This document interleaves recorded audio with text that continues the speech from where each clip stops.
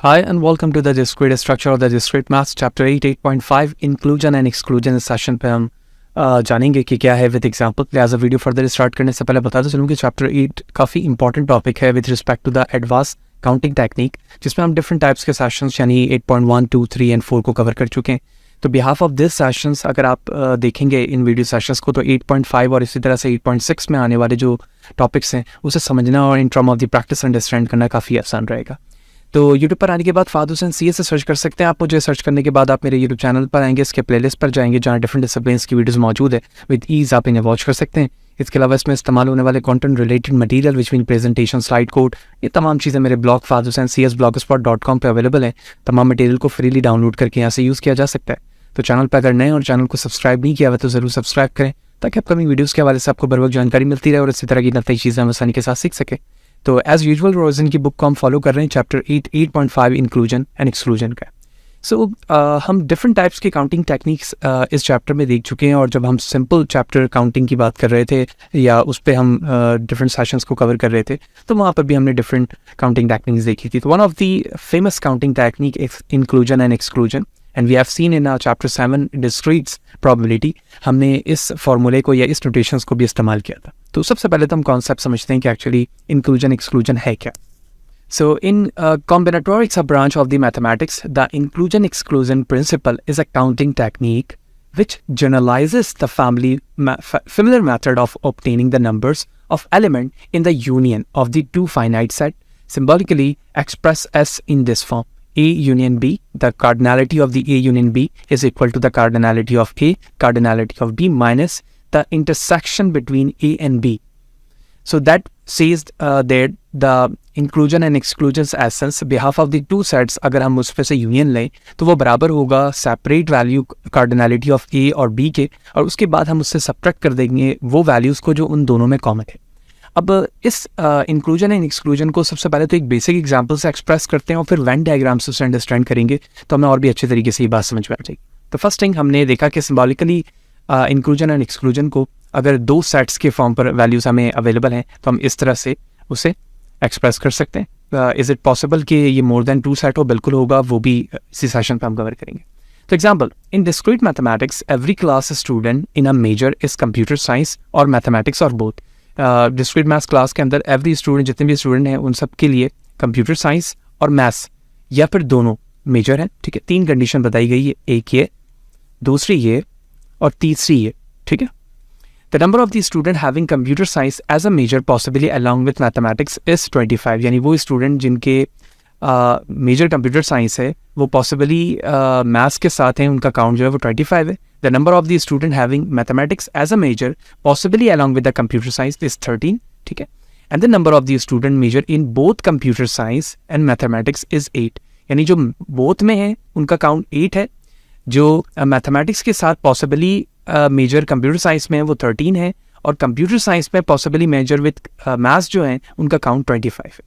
अब हमें बताना है how many student are there in a class, तो total number of the student in class हमें बताना है। तो इस प्रॉब्लम को सबसे पहले तो हम वेन डायग्राम में कन्वर्ट करेंगे जैसे यहाँ पर मौजूद है। हम जानते हैं कि वेन डायग्राम में एक रेक्टेंगल जो बॉक्स होता है हम उसे यूनिवर्सल सेट कह रहे होते हैं, यूनिवर्सल एलिमेंट कह रहे होते हैं, जिसे यू से रिप्रेजेंट किया जाता है। इसके अंदर हमने सबसे पहले एक सेट ए के लिए एक सर्कल ड्रॉ किया और एक सेट बी के लिए जो उस पर ओवरलैप कर रहा है। तो ये ए सेट वो एलिमेंट है जो कार्डिनलिटी ऑफ ए को रिप्रेजेंट कर रहा है, और ए का मतलब ये है कि फर्स्ट कंडीशन जो बताई गई थी, the number of the student having computer science as a major possibly along with maths is 25, तो ए की वैल्यू हो गई 25। फिर सेकंड कंडीशन में बताई गई थी कि maths possibly as a major computer science, उनका काउंट 13 था, तो ये हो गई वैल्यू बी, तो ए और बी। अब कुछ ऐसी वैल्यूज़ हैं जो थर्ड कंडीशन में हमने देखा था कि बोथ के साथ थे, यानी कंप्यूटर और मैथ्स दोनों के साथ, तो उनका काउंट 8 था, तो वो ये रीजन आ जाएगा जो दोनों पर ओवरलैप कर रहा है। यही वजह कि इसे ए इंटरसेक्शन बी से रिप्रेजेंट किया, तो इसकी वैल्यू आ गई 8। तो अब हम यहाँ से तमाम वैल्यूज़ को फॉर्मूले में पुट कर सकते हैं। तो हमने जो फार्मूला था उसमें कार्डिनलिटी ऑफ ए की वैल्यू लिखी, बी की वैल्यू लिखी और माइनस कर दिया वो उस वैल्यू को जो दोनों में कॉमन है, तो हमें काउंट मिल गया 30। तो इसका मतलब है कि there are 30 student are in the class. So that is possibly answer of the question by using the inclusion and exclusion for the two sets problem. What about the next one? अगर हमारे पास 3 sets होंगे तो सबसे पहले तो उसका possibly express form of the formula क्या होगा और उसे वेन डायग्राम में किस तरह से रिप्रेजेंट किया जाएगा। तो first thing is understanding of this formula, A union B union C, the cardinality of the value is equal to the separate value, the cardinality of A, B and C. अब हम A और B, A, C, B and C and A, B, C के दरमियान क्या कर रहे हैं, intersection values देख रहे हैं. तो माइनस कर रहा हूँ मैं A इंटरसेक्शन B के दरमियान, यानी A और B के दरमियान जो कॉमन वैल्यू है, A और C के दरमियान जो कॉमन वैल्यू है और B एंड C के दरमियान जो कॉमन वैल्यू वो, उसके बाद तीनों में जो वैल्यूज कॉमन है उनकी वैल्यूज को ऐड कर रहे हैं. ठीक है, तो ये कंप्लीट फार्मूला होगा 3 फाइनाइट सेट्स के लिए. वेन डायग्राम को समझते हैं. The first thing, count of the element by the this form, यानी एलिमेंट को काउंट करना है हमें इस फॉर्मेट से. अगर हम काउंट करना चाहते हैं यानी separate value of the cardinality of A, B, C, तो इसका मतलब है कि कंप्लीट वैल्यूज को ये रिप्रेजेंट करेगा अगर 3 सेट्स के लिए. तो 3 यहाँ पर सर्कल बनाए गए और तीनों एक दूसरे पर ओवरलैप कर रहे हैं. तो अगर मैं फर्स्ट की बात करूँ तो ये एक सेट A है, ये सेट B है और सेट C है. तो तीनों में यही डेफिनेशन होगी A, B और C. तो जो भी हमें कंडीशन दिया जाएगा इसका मतलब है कि तीनों के जो काउंट वैल्यू होंगे A और B और C वो यहाँ पर रिप्रेजेंट करेगा. अब अगर हम देखें तो A और B के दरमियान, ठीक है, सॉरी A और C के दरमियान जो मैच्ड एरिया है वो ये, ठीक है, क्योंकि इसके बाद जो एरिया आ रहा है उसमें B भी इंटरसेक्ट कर रहा है. तो ये पार्ट हमारा हो गया सिर्फ A और C के दरमियान. फिर अगर मैं ये कहता हूँ कि B एंड C के दरमियान जो मैच्ड एरिया वो कौन सा है, तो मैं कहूँगा कि ये वो एरिया है जो किसके दरमियान है, B एंड C के दरमियान. और कहा जाए कि A और B के दरमियान सिर्फ मैच्ड एरिया कौन सा है, तो A और B के दरमियान ये मैच्ड एरिया है. ठीक है, और हमसे अगर ये पूछा जाए कि तीनों में जो वैल्यूज मैच हो रही हैं वो कौन सी है, तो हम ये कहेंगे तीनों में मैच होने वाला रीजन जो है वो एक्चुअली ये. क्योंकि अगर आप इस एरिया को बगौर देखें, कंप्लीट एरिया को, तो इसमें ये दोनों भी शामिल हो गए यानी A और B, और इसी तरह से ये एरिया भी ओवरलैप हो गया. तो ये कंप्लीट रीजन जो होगा ये वो तीनों पे काउंट हो रहा हो. ठीक है, तो हमने A इंटरसेक्शन B को भी कर लिया, A इंटरसेक्शन C भी को कर लिया और B इंटरसेक्शन A को भी हमने देख लिया. और बिहाफ ऑफ दिस हमने A इंटरसेक्शन B और C तीनों को देख लिया. अब अगर मुझे काउंट करना है A, B और C के रिस्पेक्ट से, तो मैं डायरेक्टली वैल्यू बता सकता हूँ A और B की जो भी वैल्यूज होगी वो टोटल काउंट होगी. सेकंड में count of the element by A, B, C minus A intersection B minus A intersection C and minus B intersection C. तो अब ये तो काउंट हो गया. अब इस काउंट को करने के बाद हम माइनस कर रहे हैं A इंटरसेक्शन B, C और A को. तो ये इंटरसेक्शन वैल्यू है, ये इंटरसेक्शन वैल्यू और ये इंटरसेक्टेड वैल्यू है. इन तीनों को क्या कर दूंगा, सब्ट्रैक्ट कर दूंगा. ठीक है, इसके बाद थर्ड जो हमारे पास एरिया है, थर्ड एरिया हमें ये बता रहा है कि इन तीनों वैल्यूज को सब्ट्रैक्ट कर दिया जाएगा. थर्ड में count the element by the complete formula है, तो सेम लॉजिक इस्तेमाल होगी A, B और C के लिए.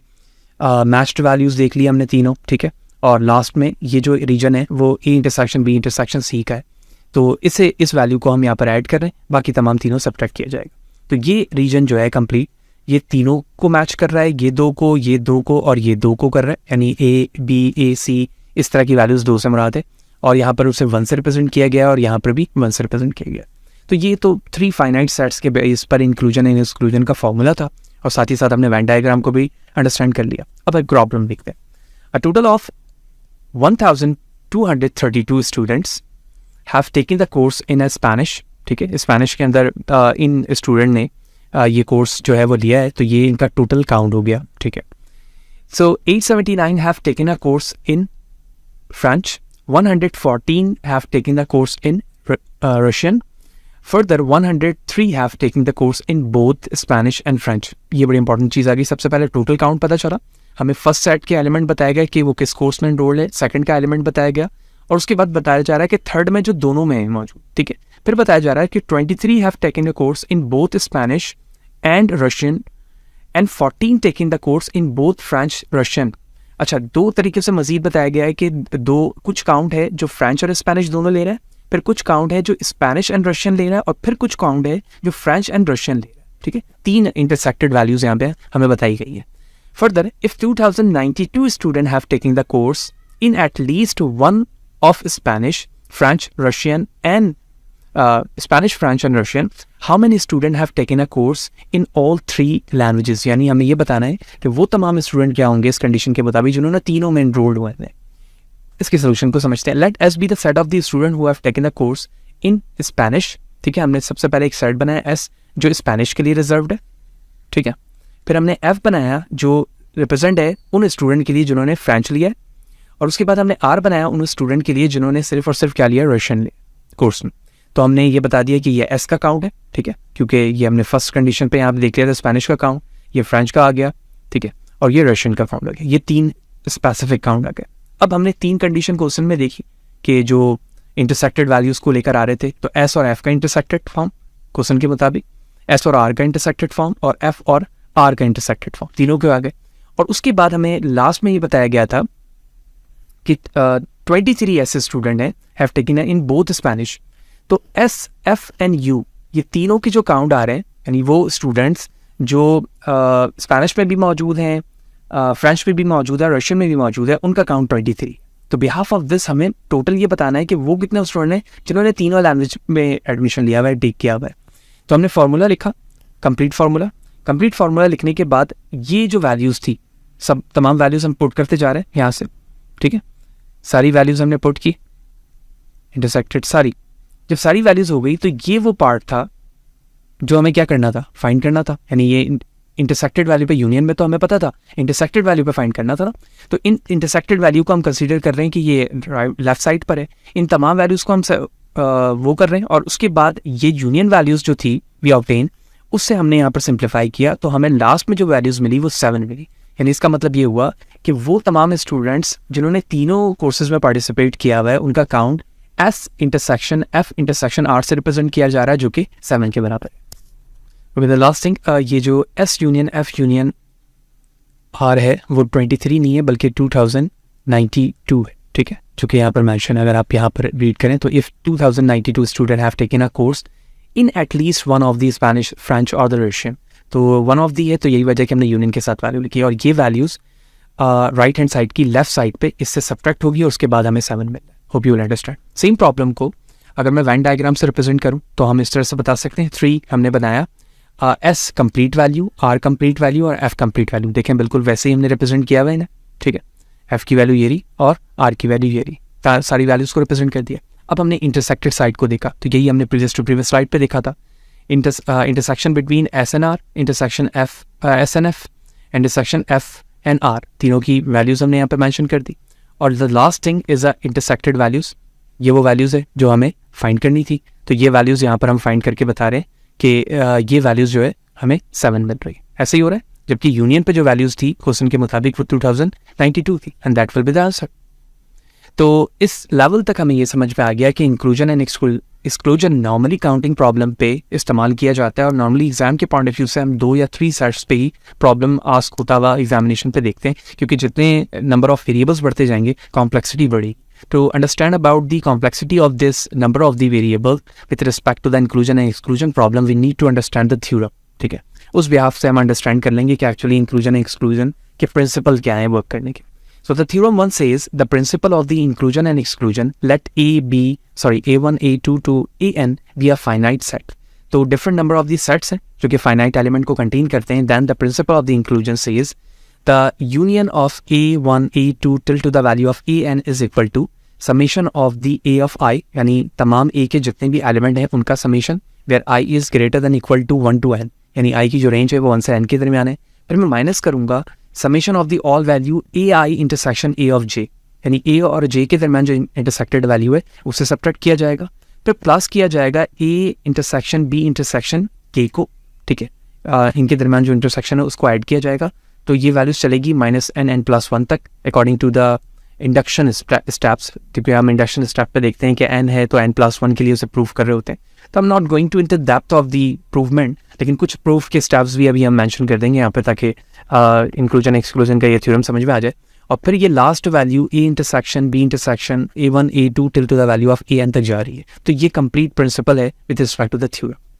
फर्दर अगर आप इस पॉइंट को या इसके थ्योरम को प्रूव करने के स्टेप पे देखें, so an element as a union is counted exactly once in the right hand side of the equation.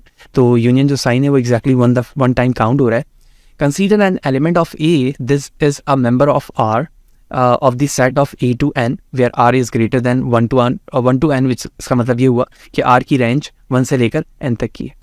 So it is counted CR, 1 times by summation of A of J, which mean जो combination values बनेगी R की R to 1 होगी जो कि summation A of J को represent करेगा। और अगर मैं इसी को 2 टाइम करूँ 1 को, तो A of I और A of J के साथ आ जाएगा। यही चीज़ यहाँ पर आ रही है, ये देखें, पहले फर्स्ट है और यहाँ पर 2 वेरिएबल्स आ गए, ठीक है। तो इसी चीज़ को हम यहाँ पर कॉम्बिनेशन वेज पर CR1 एंड CR2 से रिप्रेजेंट करना है. So in general it is counted CRM time by the summations of M of the set of AI, यानी C ऑफ M के रिस्पेक्ट से हम समेशन करते जाएंगे जो कि M की वैल्यूज़ के रिस्पेक्ट से A के लिए वर्क करेगी. उसके बाद अगर हम देखें thus the element is counted exactly CR1 minus CR2 plus CR3 till to the value of R plus 1 CRR. तो इस तरह से तो ये एक सिक्वेंस जनरेट करेगी with respect to the C values. यही चीज़ थ्योरम में हमने देखी कि summation of was first value of AJ थी, फिर 2 के लिए, 3 के लिए, एंड ये N तक चली थी.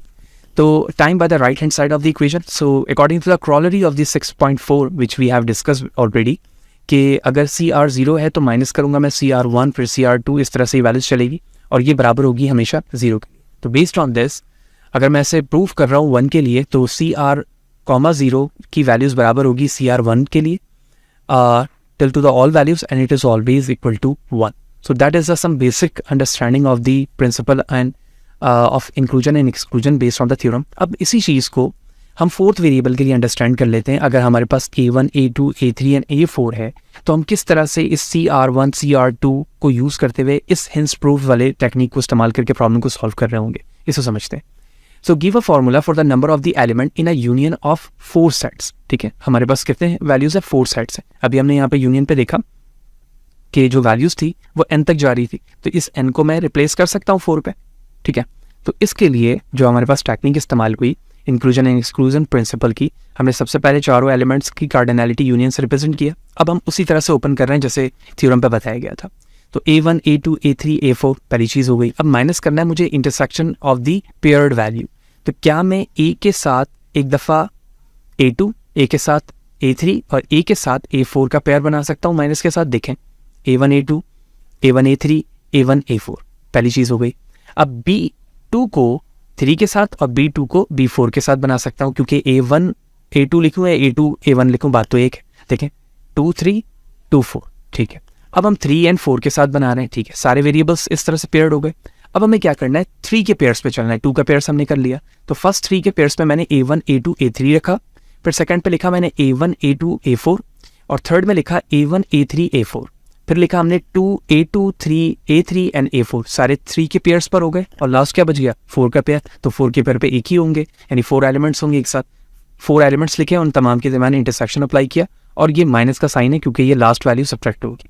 सो note that this formula contains 50 different terms, one of the each non-empty subset of these element, which is according to the question. So that's all about the inclusion and exclusion according to the book example and books topic. Hope you will understand कि inclusion and exclusion क्या है.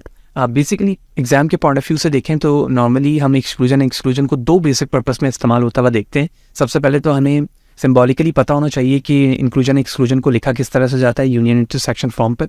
Venn diagram की understanding होनी चाहिए, Venn diagram में किस तरह से वैल्यू रिप्रेजेंट की जा रही है. अगर हमें वेन डायग्राम दिया जाए तो हम उससे वैल्यूज़ ड्राइव कर सकते हैं. हमें क्वेश्चन वर्ड्स प्रॉब्लम पे दिया जाए तो हम वर्ड्स प्रॉब्लम के ज़रिए से वेन डायग्राम बनाकर वो वैल्यूज़ बता सकते हैं जो भी क्वेश्चन में फाइंड करने को कहा जा रहा है. तो फिर भी कोई सवाल है, कोई चीज़ अगर समझ में नहीं आई, कमेंट सेक्शन पर ज़रूर पूछें. कोशिश करूँगा इस हवाले से आपको पर वक्त जवाब दे सकूँ. वीडियो अच्छी लगी तो लाइक करें, ज़्यादा लोगों को शेयर करो, इसी तरह से जुड़े रहें ताकि आपका मीडिया पर आने वाले तमाम टॉपिक्स से आप बर वक्त फेमिलियर हो सकें. तो नेक्स्ट सेशन पे मिलते हैं, लास्ट टॉपिक डिस्कस करेंगे चैप्टर 8 का. सी यू देयर.